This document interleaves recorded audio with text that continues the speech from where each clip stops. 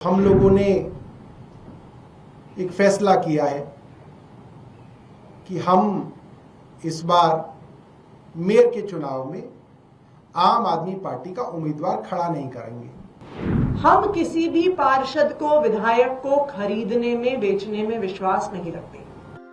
आम आदमी पार्टी ने मेयर के चुनाव को लेकर बड़ा ऐलान किया है। दरअसल पार्टी ने कहा है कि वो इस बार मेयर के चुनाव में मैदान में नहीं उतरेगी। इस सिलसिले में आम आदमी पार्टी के प्रदेश अध्यक्ष सौरभ भारद्वाज ने कहा कि 2022 में हमें नंबर्स मिले थे, लेकिन अब हमारे पास नंबर्स नहीं हैं और इसलिए हम चुनाव नहीं लड़ेंगे। सुनिए आगे उन्होंने और क्या कहा।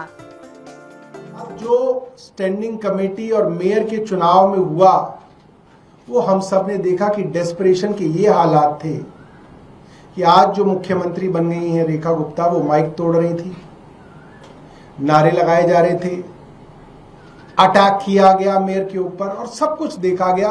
और बाद में सुप्रीम कोर्ट तक ने कहा कि आप जबरदस्ती अपने ऑल्डरमैन के वोट नहीं डलवा सकते और भारतीय जनता पार्टी सबके सामने एक्सपोज हुई। और उसके बाद से हम लगातार देख रहे हैं आम आदमी पार्टी के पार्षदों को किसी भी तरीके से साम दाम दंड भेद, डरा के, धमका के, लालच दे के भारतीय जनता पार्टी आम आदमी पार्टी के अंदर लाने की कोशिश में लगी हुई है। तो हम लोगों ने एक फैसला किया है कि हम इस बार मेयर के चुनाव में आम आदमी पार्टी का उम्मीदवार खड़ा नहीं करेंगे। भारतीय जनता पार्टी अपना मेयर बना ले, भारतीय जनता पार्टी अपनी स्टैंडिंग कमेटी बनाए और दिल्ली को बिना किसी बहाने बनाए 4 इंजन की सरकार कह लें या इसको 3 इंजन की सरकार कह लें। 4 में कभी कभी इसलिए कहता हूं क्योंकि चौथा इंजन एलजी है जो कभी कभी चलता है, कभी कभी रुक जाता है, आजकल रुका हुआ है, मगर कुल मिला के 4 इंजन की इनकी सरकार जो है उसको ये चलाएं और दिल्ली वाले को दिखाएं। वहीं पूर्व सीएम आतिशी ने कहा कि इस वक्त तोड़फोड़ के बाद एमसीडी में बीजेपी की बहुमत है और हम तोड़फोड़ की राजनीति नहीं करते। सुनिए आगे उन्होंने और क्या कहा है।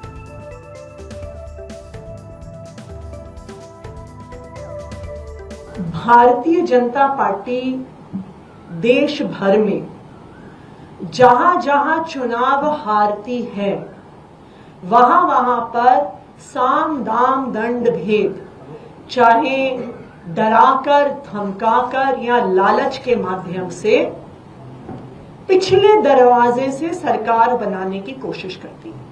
हमने देश भर में देखा कि ऑपरेशन लोटस के माध्यम से, चाहे गोवा हो गया, चाहे कर्नाटका हो गया, मध्य प्रदेश, अरुणाचल प्रदेश, महाराष्ट्र, दूसरी पार्टियों को तोड़कर भारतीय जनता पार्टी सरकार बनाती है।